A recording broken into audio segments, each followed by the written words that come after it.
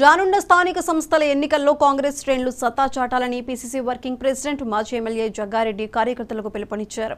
Sangareddy division ఆత్మ committee నూతన chairman ప్రభు పాలక సభ్యుల ప్రమాణ స్వీకార కార్యక్రమంలో ముఖ్య అతిథిగా జగ్గారెడ్డి పాల్గొన్నారు.